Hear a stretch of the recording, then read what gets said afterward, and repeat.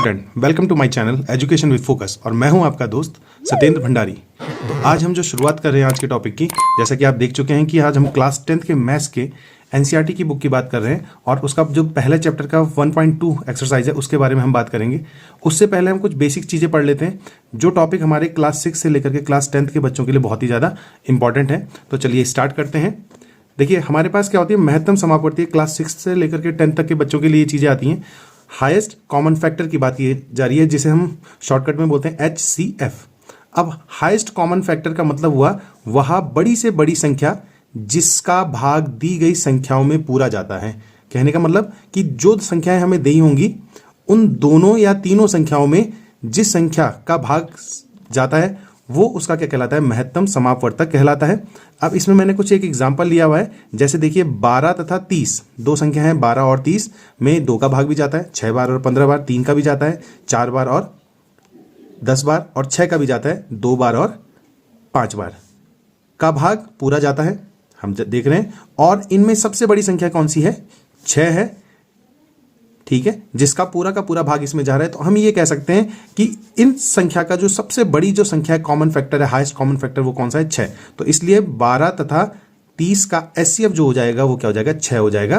तो समझ गए होंगे कि दी गई संख्याओं में वो बड़ी से बड़ी संख्या जिसका भाग पूरा का पूरा जाता है। वैसे तो छोटी से छोटी संख्या कोई भी हो सकती है, परंतु बड़ी से बड़ी संख्या का भाग जाता है वो HCF कहलाता है। और LCM ठीक इसके उसमें अपोजिट होता है कि वह छोटी से छोटी लघुत्तम समापवर्तक की बात कर रहे हैं हम, लीस्ट कॉमन मल्टीपल, कि छोटे से छोटा मल्टीपल कौन सा है, सबसे छोटा मल्टीपल, कि वह छोटे से छोटी संख्या जिसमें दी गई संख्याओं का भाग पूरा जाता है वह उस संख्या क्या कहलाता है, लघुत्तम समापवर्तक कहलाता है। अब फॉर एग्जाम्पल हमारे पास एक संख्या है 4 और 6 की बात की गई है, तो 4 और 6 का भाग देखिए, सबसे छोटी संख्या 12 में भी जाता है, 24 में भी जाता है दोनों का भाग, और 36 में भी। मैंने इसलिए छोटी संख्या ले रखी है जिससे समझ में आ जाए कि दोनों का भाग इसमें भी जा रहा है, इसमें भी जा रहा है, और ऐसे ही बहुत सारी संख्याओं में जाता है। तो इनमें सबसे छोटी संख्या कौन सी है, 12 है, जिसमें 4 का भाग भी जा रहा है और 6 का भी जा रहा है। तो इस स्थिति में हमारे पास जो यहाँ पे देख रहे हैं आप, ये क्या हो जाएगा, 4 तथा 6 का HCF कितना आ जाएगा, 12 आ जाएगा। जो इनमें सबसे छोटी संख्या होगी वही उसका HCF कहलाएगा।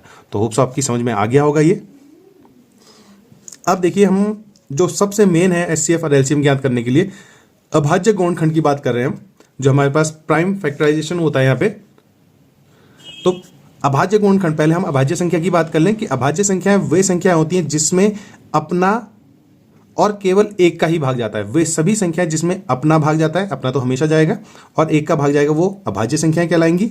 अब किसी संख्या के ऐसे गुणनखंड जिसमें केवल अभाज्य संख्याएं, जैसे 2, 3, 5, 7, 9 नहीं होगा, 9 में 3 का भी जाता है, 11 हो गया, 13 हो गया, 17 हो गया, ऐसे ही जहां तक है गुणा में होती हैं, अभाज्य गुणनखंड कहलाते हैं। अब मैंने यहाँ पे 2 छोटे छोटे सवालों के बारे में हमने करी है कि मैंने एक 120 ले लिया और एक हमने यहाँ पे 45। हम 120 को देखें तो सबसे पहले जब भी हम अभाज्य गुणनखंड करेंगे छोटी संख्या से शुरुआत करेंगे और बड़ी संख्या की तरफ बढ़ेंगे। यदि उसका नहीं जाता तो देखिए वह सभी संख्याएं जिसका इकाई का अंक 0, 2, 4, 6, 8 होता है, उसमें 2 का भाग हमेशा जाता है।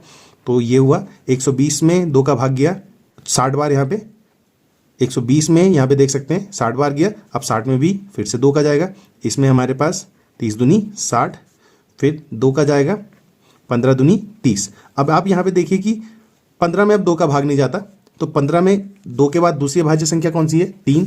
तो 3 का जा रहा है, जी हाँ 3 का जा रहा है, 5 3 15, और यहाँ पे देखिए 3 का भी नहीं जा रहा। अब अगली संख्या अभाज्य कौन सी होगी, 5, 5 एकम 5। हम गुणनखंड तब तक करते रहेंगे जब तक ये लास्ट क्या ना हो जाए, 1 ना हो जाए। तो इस प्रकार से इसके जो अभाज्य गुणनखंड आ गए वो आ गए 2 गुणा 2 गुणा 2 गुणा 3 गुणा 5। ये 120 के अभाज्य गुणनखंड हो गए। अब इसी प्रकार से दूसरी तरफ भी चल रहे हैं हम। अब 45 की बात करें तो देखिए इकाई का अंक क्या है, 5, तो 2 का भाग तो नहीं जाएगा। अब देखते हैं 3 का भाग, जी हाँ 3 का जा रहा है, 15 3 45, यहाँ पे हमारे पास फिर 3, 5 3 15, अब 3 का नहीं जाएगा, अब 5 का 5 एकम 5। तो अब ये अंतिम हमारे पास 1 आ चुका है, तो इसके जो गुणनखंड हो जाएंगे वो 3 गुणा 3 गुणा 5। अब देखिए वैसे लिखने के लिए हम 9 गुणा गया 5 भी लिख सकते हैं, 15 गुणा गया 3 भी लिख सकते हैं, परंतु अभाज्य गुणनखंड नहीं होंगे। तो हम जब अभाज्य गुणनखंड की बात कर रहे हैं तो उस स्थिति में हमारे पास उनके केवल अभाज्य संख्याओं के गुणनखंड के रूप में इनको लेंगे। तो ये सवाल हमारे पास प्रश्नावली 1.2 में है। तो इस प्रकार से इन सवालों को हम क्या करेंगे और आपकी समझ में आ गया होगा कि अभाज्य गुणनखंड का मतलब होता क्या है और उसको कैसे करके हल करें। कि किसी भी संख्या के जब हम गुणनखंड कर रहे हैं तो हमें उनकी ऐसी संख्याओं से गुणनखंड बनाने हैं जो 2, 3, 5, 7, 11 इस प्रकार से हों, और जिनका नहीं जा रहा है उससे आगे बढ़ते। अब देखिए एक्सरसाइज जो 1.2 है क्लास 10th में, उसमें तो ये इंपॉर्टेंट है, परंतु क्लासेस में भी 6 से लेकर के 10th की क्लास के लिए भी ये इंपॉर्टेंट है कि अभाज्य गुणनखंड विधि से एलसीएम और एचसीएफ कैसे ज्ञात करें। ये हमारे पास हर क्लासेस में पूछा जाता है, तो हमने इसमें एक छोटा सा ले लिया है। ये हमारे पास एक्सरसाइज 1.2 का सेकंड का फर्स्ट सवाल है। आप ध्यान रखें कि जो आपके पास एनसीईआरटी की बुक है उसमें 1.2 एक्सरसाइज का सेकंड का फर्स्ट सवाल है कि 12, 15 और 21 का अभाज्य गुणनखंड विधि से एचसीएफ और एलसीएम ज्ञात करें। अब देखिए 12 वैसे तो हम मौखिक कर सकते थे, पर इसी प्रकार से हम कर रहे हैं। तो 12 में 2 का भाग जाता है, 6 दूनी 12, फिर इसमें फिर 2 का जाएगा, 3 दूनी 6, और इसमें 3 का जाएगा तो 3 एकम 3। इसी प्रकार से 15 में देखें तो 3 का भाग जाता है, तो यहाँ पे हमारे पास जो हो गया 5 तियाँ 15, फिर 5 का जाएगा, 5 एकम 5।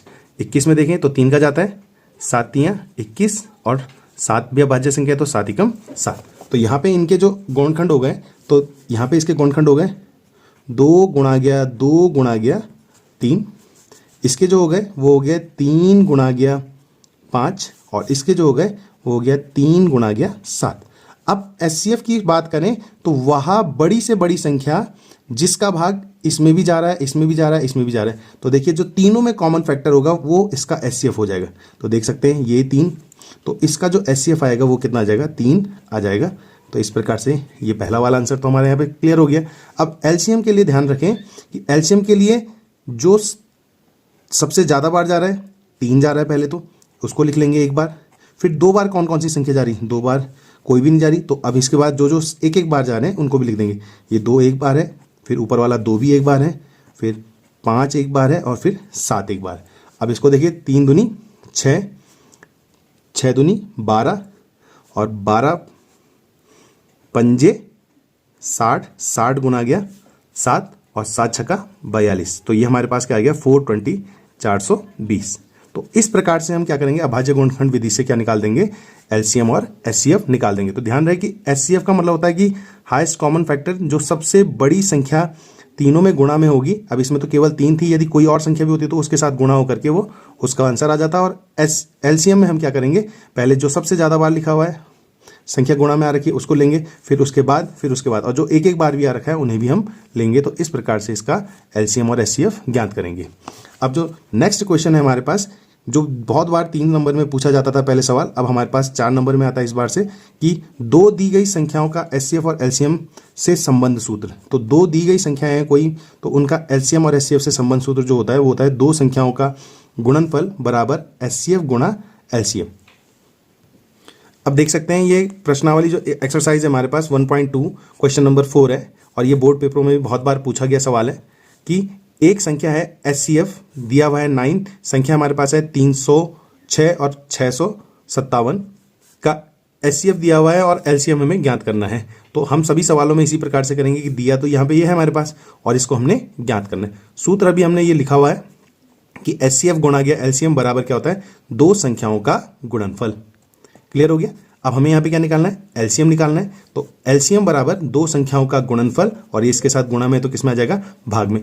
अब इसको क्लियर कर लें, तो इसमें 9 का भाग, क्योंकि 9 इसमें भी कॉमन है और इसमें भी कॉमन है, तो किसी में भी इसका हम भाग दे सकते हैं। तो 9 का भाग देखिए यहाँ पे 9 सत्ता 63, 2 बचा 27, और 9 तियाँ 27। अब यहाँ पे हमारे पास हो गया 306 गुणा गया 63। अब हमें 63 का 306 गुणा गया 73 है यहाँ पे, तो इसका तो गुणा करना आता नहीं है, तो हम इसमें क्या कर देंगे, रफली इस प्रकार से इसको गुणा कर देंगे। अब 3 का करें तो 6 तियाँ 18, और 3 तियाँ 9, फिर 7 छक्का 42, क्योंकि ये 0 है, और 7 तियाँ 21, सिंप्लीफाई कर दिया तो 8 हो गया यहाँ पे, 3, 9 और 4 13, हासिल गया 1, 2 हो जाएगा, और यहाँ पे भी 2। तो इस स्थिति में यहाँ पे जो आ जाएगा वो आ जाएगा हमारे पास 2 2 3 3 8, मतलब 22,338। तो ये हमारे पास 22,000 338 इसका आंसर आ जाएगा। इस प्रकार से हम इन सवालों को क्या करेंगे, सॉल्व करेंगे। तो होप सो आप लोगों की ये समझ में आ गया होगा कि किस प्रकार से हम अभाज्य गुणनखंड विधि के द्वारा एलसीएम और एचसीएफ ज्ञात कर सकते हैं। जब हमें दो संख्याएं दी हों और एक एचसीएफ दिया हो या एलसीएम दिया हो तो कैसे करके हम ज्ञात करेंगे। ये सवाल आपके पास 4 नंबर में आने की प्रोबेबिलिटी बनती है। तो आप लोग इन सवालों को घर में करें और जो जो सवाल इसमें छूटे हुए एक्सरसाइज में उन्हें भी करें। तो एक क्लास 6 से लेकर के क्लास 10th के बच्चों के लिए ये आज की जो सीरीज़ थी वो इम्पॉर्टेंट थी। तो इनको करते रहें। यदि आपको ये सवाल सही लग रहे हैं, आपको इनसे फ़ायदा हो रहा है, तो मेरे चैनल को सब्सक्राइब करें, वीडियो को लाइक करें और शेयर ज़रूर करें, जिससे और बच्चों को भी इसका फ़ायदा हो। तो मिलते हैं आपको आने वाले नए टॉपिक में। Okay bye.